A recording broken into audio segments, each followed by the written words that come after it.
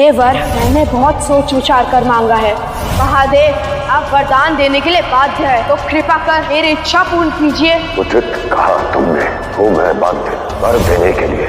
मैं तुम्हें वरदान देता हूँ, आज के पश्चात तुम और मैं कभी आमने सामने। महादेव, आरती मैंने भी की है, वरदान आप कार्तिकेय को नहीं मुझे देंगे कि आप कार्तिकेय का वरदान कभी नहीं मानेंगे।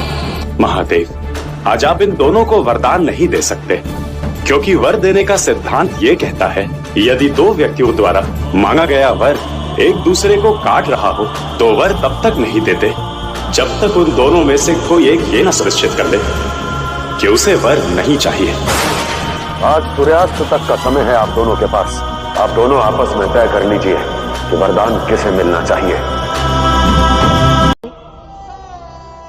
आप ही कहते हैं ना, जब कर्म शुद्ध हो, विचार शुभ हो, उद्देश्य शुभ हो, तो परिणाम की चिंता नहीं करनी चाहिए।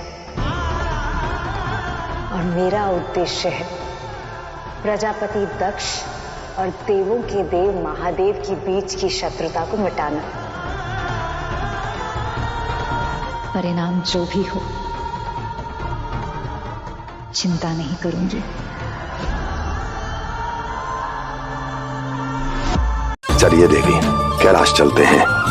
पहली बार अपने घर अपने पिता का हाथ थाम कर जाना चाहती हूँ। आप पत्नी और पुत्री का दायित्व उठाइए। आपका त्रिशूल मैं उठा लूंगी, त्रिशूल मैं उठा लूंगी।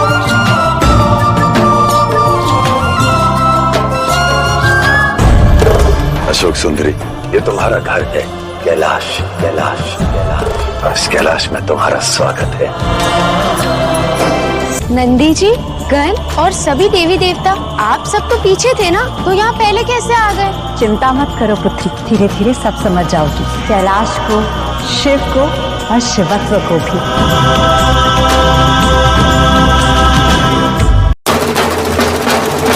पिताश्री, आप मुझसे पूछ रहे थे ना कि मुझे क्या चाहिए।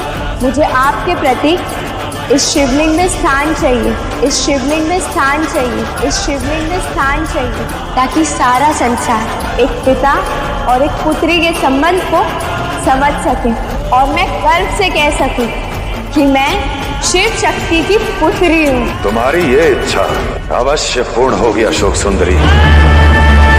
लो अशोक सुंदरी, अब से शिवलिंग का सबसे आगे का भाग, शिवलिंग पर चढ़ाए गए दूध, जल, मधु का माध्यम, ये स्थान तुम्हारा हुआ। बधाई हो कार्तिकेय, शिव शक्ति को एक पुत्री हुई है, तुम्हारी छोटी बहन हुई है अशोक सुंदरी। मुझे कैलाश में भी नहीं रख पाए और उसे शिवलिंग पे भी स्थान दे दिया।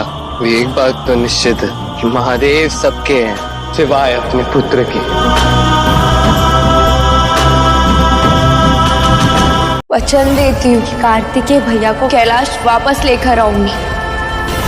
मत जाओ अशोक सुंदरी, वो जहाँ भी है ये जानते हुए कि उसकी एक बहन हुई है, वो फिर भी नहीं आया, बल्कि तुम्हें शिवलिंग पर स्थान मिलने से भी विचलित हो गया। व्यर्थ का प्रयास त्याग दो पुत्री। मैंने अब दोनों की आंखों में कार्तिकेय भैया के लिए प्रेम देखा, और यदि मैं कार्तिकेय भैया को ना ला पाई तो मैं भी लौटकर नहीं आऊंगी।